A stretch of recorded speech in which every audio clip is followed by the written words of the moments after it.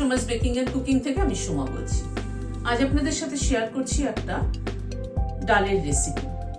এখন শীতকালে বাজারে কিন্তু প্রচুর শাকসবজি পাওয়া যায়। ফ্রেশ পালং শাক পাওয়া যায়, কড়াইশুঁটি, গাজর, বিনস যদিও সারা বছরই পাওয়া যায়, কিন্তু তবু শীতকালেরটা কিন্তু আলাদা রকম একটা ফ্রেশ। এই সব কিছু দিয়ে পালং, কড়াইশুঁটি, গাজর, বিনস সবকিছু দিয়ে একটা মিক্সড ডাল, সেটা খাওয়াও যেমন ভালো এবং পুষ্টিগুণও কিন্তু অনেক বেশি। চলুন তাহলে দেখে নিই কি করে বানাবো। এখানে আমার হাতের মুঠে 2 মুঠ অড়হর ডাল, 1 মুঠ মসুর ডাল, 1 মুঠ মুগ ডাল। এই ডালের পরিমাণটা কিন্তু ঠিকঠাক হওয়াটা জরুরি। 2 ভাগ যদি অড়হর ডাল হয়, 1 ভাগ মসুরির ডাল, 1 ভাগ মুগ ডাল হবে। তার উপরে কিন্তু এই ডালটার টেস্ট নির্ভর করে। মানে যেটা দিয়ে মেপে নেন না কেন, আমি আমার হাতের মুঠ দিয়ে মেপে বলছি। আপনি যদি বাটি দিয়ে মেপে নেন, যেই বাটিতে মাপবেন সেই বাটির 2 ভাগ অড়হর ডাল, 1 ভাগ মুসুরির ডাল এবং 1 ভাগ মুগ ডাল দেবেন।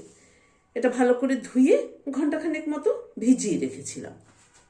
প্রেসার কুকারে জল ফুটছে, ডালটা দিয়ে দিচ্ছি।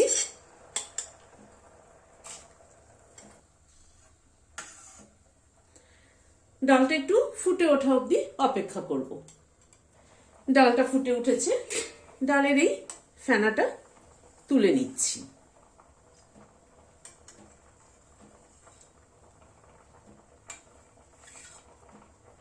ফেনাটা তুলে নেওয়ার পরে 1/2 চামচ নুন দিয়ে দিলাম। দিয়ে প্রেসার কুকারটা ঢাকনাটা লাগিয়ে দিচ্ছি।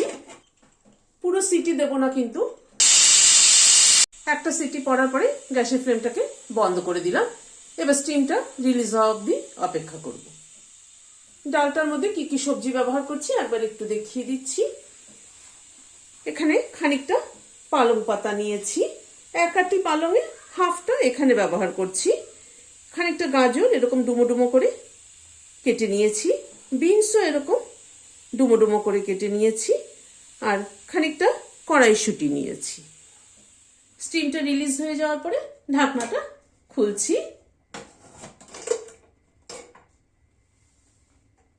ডালটা কিরকম সেদ্ধ হয়েছে একবার একটু দেখিয়ে দিচ্ছি।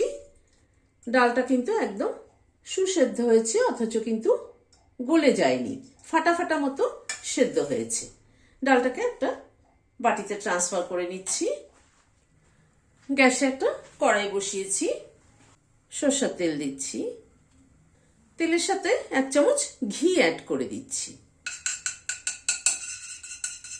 ঘি দিলে এই ডালটার মধ্যে ফ্লেভারটা কিন্তু দারুণ সুন্দর হয়। তেলটা গরম হওয়ার পরে একটা শুকনো লঙ্কা ফোড়নে দিলাম, 2টো তেজপাতা দিলাম, খানিকটা সাদা জিরে দিলাম। ফোড়নটা একটু ক্র্যাক করা অবধি অপেক্ষা করব।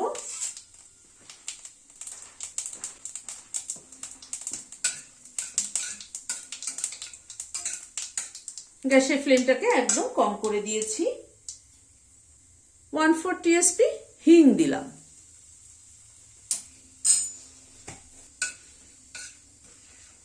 হিংটাকে একটু নাড়াচাড়া করে নিচ্ছি। একটা বড় সাইজের পেঁয়াজ কুচিয়ে নিয়েছি, সেটা দিয়ে দিলাম।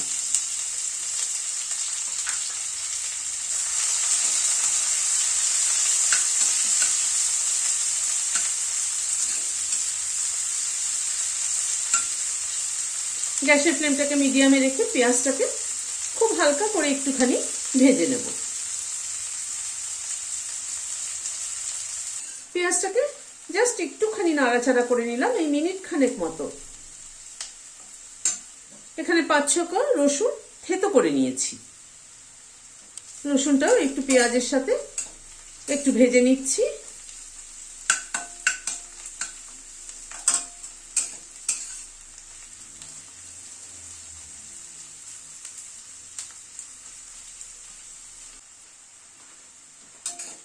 আবারও একটু মিনিট খানেক নাড়াচাড়া করে নিলাম। পেঁয়াজ রসুনটা কিন্তু খুব একটা বেশি মানে এমন ভাজবো না যেন পুড়ে যায়, তাহলে কিন্তু টেস্ট থাকবে না কোনো। এবার সবজিগুলো এক এক করে অ্যাড করছি। গাজরটা আগে দিয়ে দিলাম। গাজরটা দিয়ে একটু নাড়াচাড়া করে নিচ্ছি।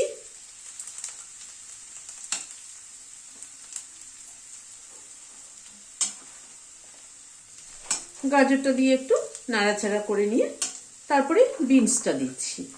যেহেতু গাজরটা সেদ্ধ হতে একটু সময় নেয়, সেই জন্য গাজরটাকে কিন্তু আগে দিলাম।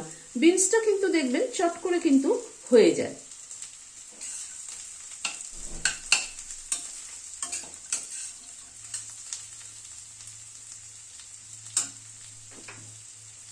অল্প একটু নুন ছড়িয়ে দিচ্ছি। ডালে যদিও নুন দেওয়া আছে, সেজন্য অল্প করে একটু সবজির জন্য দিয়ে দিলাম।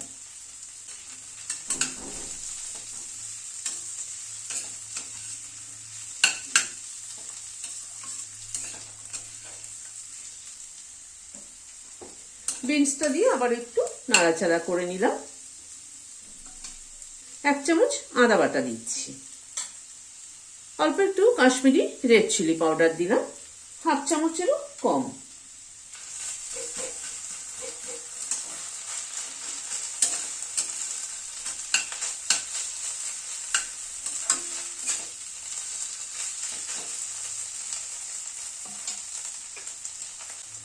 হলুদ দিলাম অল্প একটু।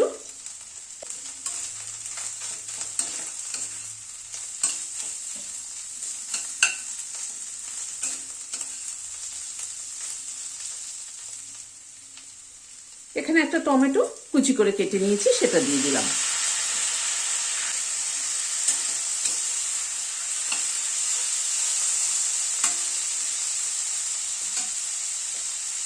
টমেটোটা দেওয়ার পরে একটু ঢেকে দিচ্ছি। টমেটোটা তাড়াতাড়ি সফট হয়ে যাবে। মিনিট খানেক মতো ঢাকা ছিল, ঢাকাটা খুললাম।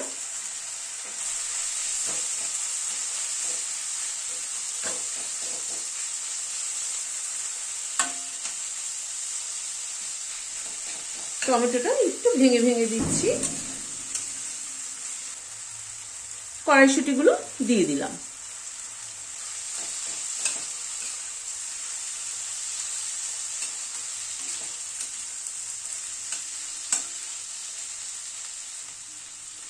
এবারে স্পিনাচটাকে মাঝখান থেকে একটু ছিঁড়ে দিয়ে দিচ্ছি।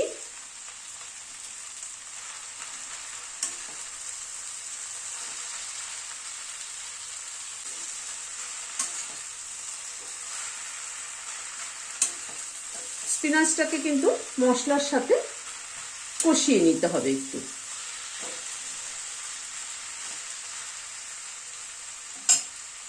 একটু ঢেকে দিচ্ছি যাতে পালংটা তাড়াতাড়ি নরম হয়ে যায়।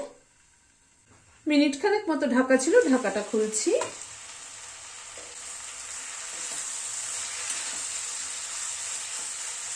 পালংটাকে মশলার সাথে একটুখানি কষিয়ে নিচ্ছি।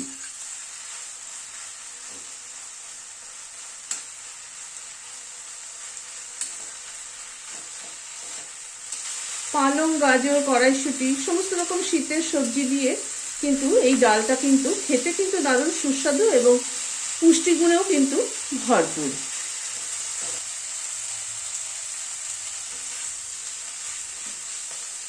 দু 4 মিনিট পালংটা একটু নাড়াচাড়া করে নিলাম। এবার ডালটা ঢেলে দিচ্ছি।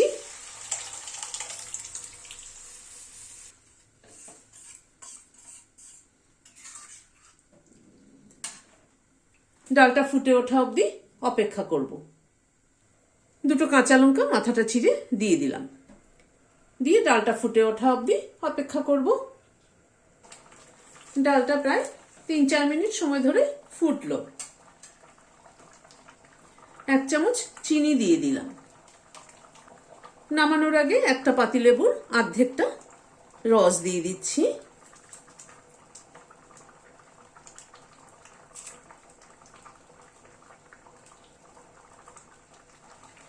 খানিকটা কসুরি মেথি রোস্ট করে নিয়েছি, সেটা গুঁড়ো করে দিয়ে দিলাম। গ্যাসের ফ্লেমটাকে বন্ধ করে দিয়ে ঢেকে দিচ্ছি স্ট্যান্ডিং টাইম 5 মিনিট, কসুরি মেথির ফ্লেভারটা অ্যাড হওয়ার জন্য।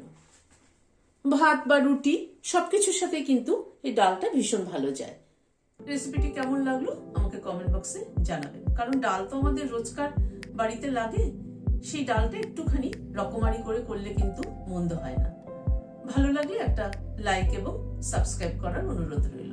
আজ তাহলে এখানে শেষ করছি। নমস্কার।